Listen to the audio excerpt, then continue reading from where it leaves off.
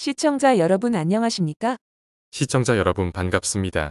자유우파 진영에서 소식을 알리는 자유우파 우선당 뉴스입니다. 네. 그럼 오늘 있었던 뉴스를 전달해 드리려고 합니다. 금일 유튜브 뉴스 중 신인균 국방TV에서 LG화학 중국과 소송에 대한 내용이 있는데 영상 보도록 하겠습니다. 국가지식재산국에 한국 LG화학의 첨단 배터리 기술에 대한 특허 무효 심판을 청구해 심사가 진행되고 있으며 최악의 경우 천문학적, 경제적 가치를 지닌 LG화학의 이 첨단 기술이 중국에 빼앗길 수 있다는 우려가 확산되고 있습니다. 중국 국가지식재산국은 올해 초 한 중국인이 개인 자격으로 청구한 LG화학의 3원계 NCM 양극재 기술 특허 무효 심판을 정식으로 접수하고 심사에 들어갔다고 밝혔는데요. 공식적으로는 개인이 청구한 사건이지만 배후에는 중국 경쟁업체인 롱바이가 있다는 것이 업계의 정설입니다. 양극재는 전기차 배터리 원가의 40%를 차지하는 핵심 소재인데요. 이번 사건의 배후에 있는 중국 롱바이는 중국 내에서는 3원계 양극재 시장 점유율 1위지만 전체적인 기술력과 세계 시장 점유율은 LG화학에 밀린다는 평가를 받고 있습니다.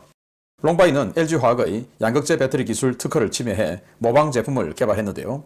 이에 대해 LG화학이 지난해 8월 한국 서울중앙지법에 특허 침해 금지 소송을 제기하자 롱바이 측이 중국 당국에 역으로 특허 무효 심판을 낸 것으로 업계는 분석하고 있습니다. 그룹 차원의 중국 사업 확장 전략에 맞춰 일찌감치 중국에 진출한 LG화학은 지난해 장쑤성 우시에 대규모 양극재 공장을 짓고 현지 생산을 확대하기 시작했는데요. 공장 가동 초기부터 중국 후발 경쟁 업체들의 특허 침해 사례가 줄을 이어 골머리를 앓기도 했습니다. 중국 당국이 중국인의 무효 심판 청구를 인용할 경우 앞으로 중국 업체들은 LG화학의 특허 기술들을 떼놓고 무단 사용하거나 모방해 중국은 물론 세계 시장에 내놓을 가능성이 높은데요. 미국 관세 정책을 빌미로 중국과의 협력을 강화해야 한다고 주장하는 관료와 기업인들. 지난 수십 년 동안 그렇게 당하고도 중국을 외치는 이유가 무엇인지 묻고 싶습니다. 영상을 보고 나서 중국이 우리의 기술을 훔쳐간다는 사실에 너무나 화가 납니다. 어떻게 하다가 이 지경까지 왔는지 이에 대한 해석을 들어보도록 하겠습니다. 네, 안녕하세요. 저는 우리나라 기업들이 한국에 투자하지 않고 해외로 투자를 하고 있는지 이 기사를 보고 이유를 알 것 같습니다. 힘들게 기업에서 개발하면 모두 빼앗아 버리니깐요. 이런 사실 때문에 삼성 같은 경우는 국내 산업에 호흡기만 달아놓고 있지 사실상 방치입니다. 하이닉스가 오히려 지금 더 신기술로 성장하고 있죠. 하이닉스는 정말 잘해서 그럴까요? 제 판단으로 볼 때 하이닉스 노조들이 아직 아무 지령도 받지 않았다고 판단되고 회사가 어느 정도 발전했을 때 지령을 받고 파업 및 기술 자료 누출하는 행동으로 옮기겠죠. 그럼 삼성처럼 되는 겁니다.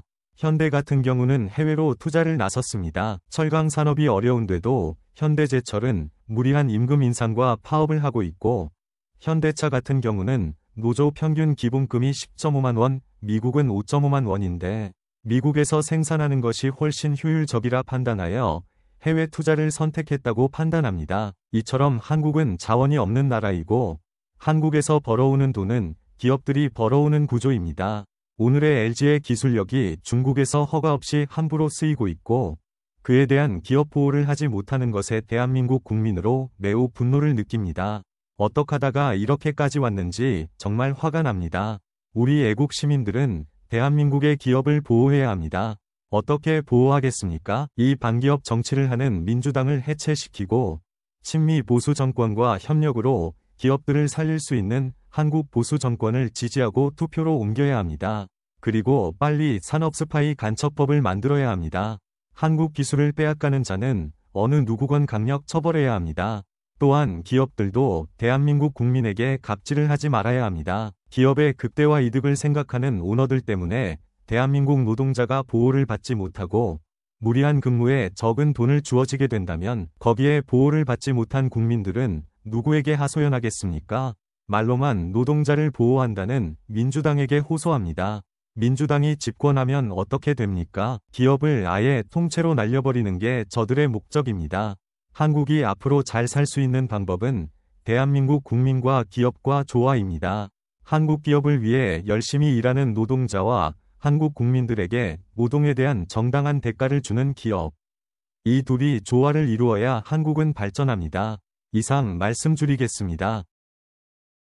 이상으로 뉴스를 마칩니다. 시청해주신 분들 감사합니다.